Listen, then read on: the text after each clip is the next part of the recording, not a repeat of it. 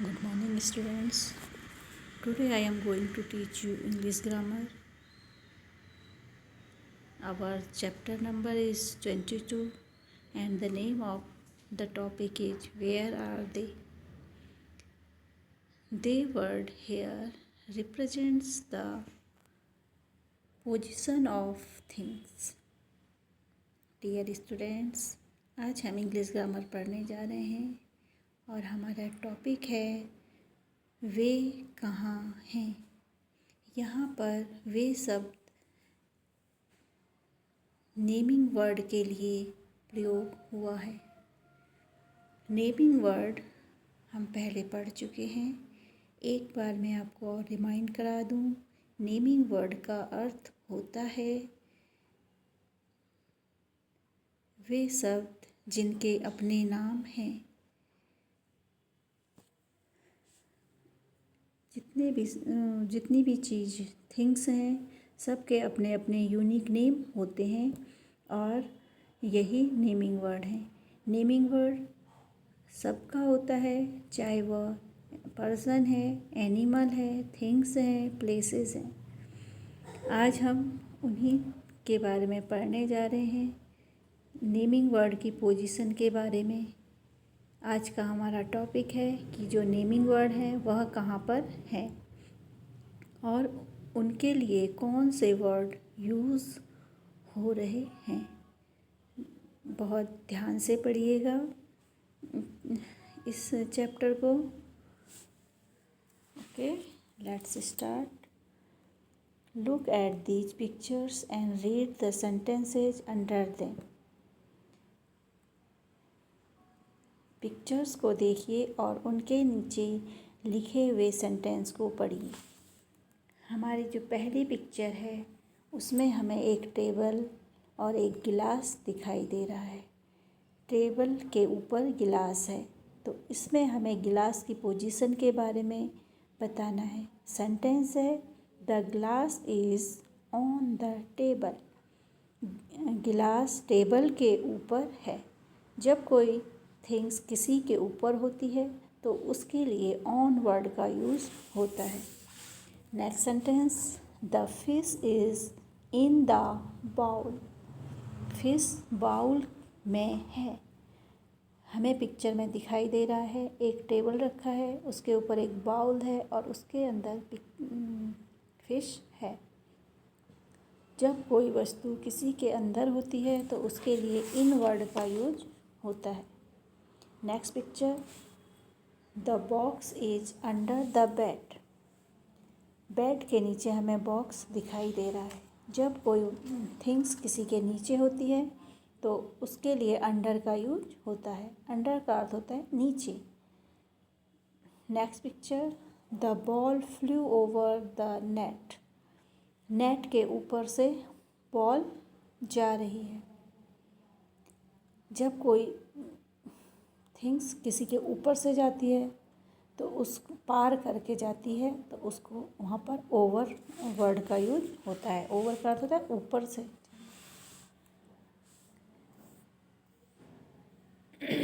Next picture the boy ran across the field.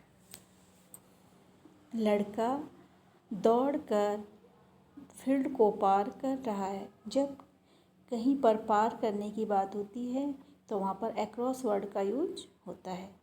The man dived into the pool. आदमी ने pool में छलांग लगाई। यहाँ पर काम हो रहा है, काम में गतिशीलता है तो यहाँ पर इनटू का यूज होगा। जब काम में एक्शन हो तो वहाँ पर इनटू आता है। नेक्स्ट है the girl hid behind the sofa.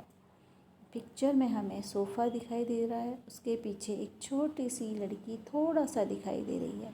वह सोफ़े के पीछे छुपी हुई है।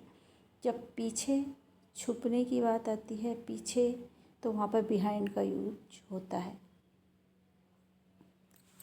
There is a clock above the door. घड़ी दरवाजे के ऊपर है। हमें पिक्चर में दिखाई दे रहा है। तो जब कोई चीज़ किसी के ऊपर हो तो वहाँ पर अबव का यूज होता है। तो डियर स्टूडेंट्स, यह हमने कुछ थिंग्स की पोजीशन के बारे में पढ़ा और यह भी पढ़ा कि उनके लिए कौन से वर्ड यूज होते हैं। अब इसमें हमें एक्सरसाइज दी गई है, उस एक्सरसाइज को भी देख लेते हैं।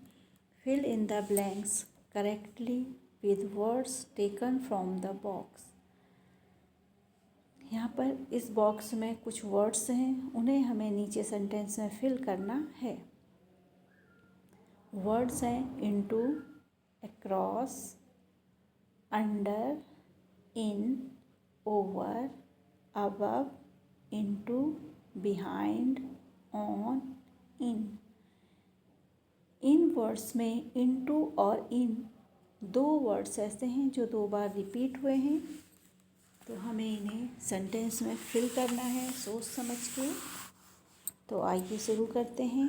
Our first sentence is Humpty Dumpty sat dash a wall. Humpty Dumpty wall पर बैठा है, मतलब वॉल के ऊपर बैठा है। तो अभी हमने पढ़ा था कि जब कोई चीज़ किसी के ऊपर होती है, रखी होती है, तो उसके लिए ऑन आता है। तो हमारा सेंटेंस बन जाएगा Humpty Dumpty sat on a wall. Second sentence, Bobby hid dash the table. Bobby छिपा है टेबल पर। अब टेबल के ऊपर तो कोई छिप नहीं सकता, टेबल के नीचे छुपेगा, तो नीचे के लिए वर्ड आता है under. Bobby hid under the table. The jar of biscuits was kept on a shelf dash the kitchen table. Biscuit का जार किचन टेबल की सेल्फ पर रखा था। तो किचन टेबल की जो सेल्फ होगी वो ऊपर होगी, ऊपर के लिए आता है अबव।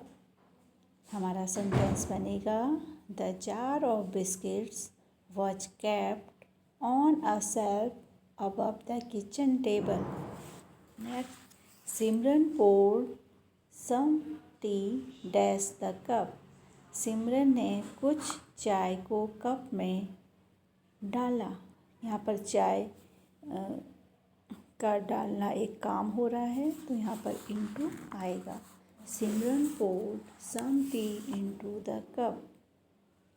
5 है, जगत can swim dash the lake. जगत लेक को तैर कर पार कर सकता है। अब पार करने के लिए जो वर्ड आता है वो है अक्रॉस। हमारा सेंटेंस बन जाएगा जगत can swim across the lake. 6 है, the princess through the ball high in the air and it fell dash the well.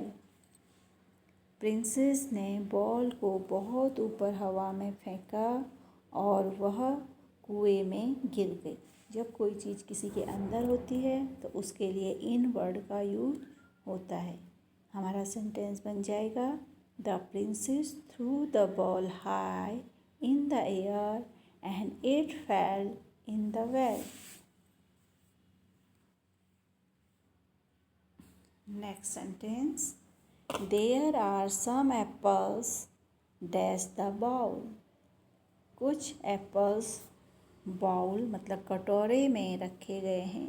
जब कोई चीज़ किसी के अंदर रखी होती है तो उसके लिए इन का यूज होता है। हमारा सेंटेंस बन जाएगा there are some apples in the bowl. Next sentence, the thief jumped dash a low wall and ran away. चोर ने छोटी बॉल पर छलांग लगाई और भाग गया। तो जब कोई चीज़ किसी को पार करके होती है तो उसके लिए ओवर का यूज होता है।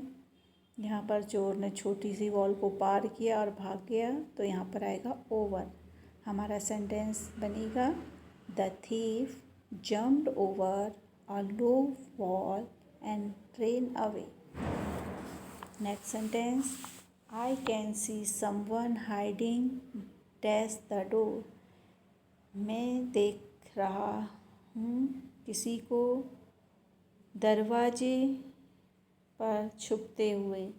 मैंने किसी को दरवाजे पर छिपते हुए देख सकता हूँ। तो यहाँ पर क्योंकि पीछे है, दरवाजे के पीछे छुपना है, तो इसलिए बिहाइंड आएगा।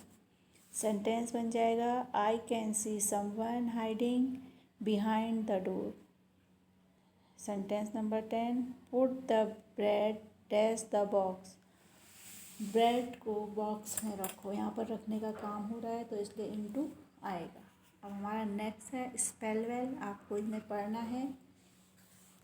फर्स्ट है across, poured, bowl, above, through, jumped, biscuit, princess, bread, kitchen, dinner, chest, लिग्ड,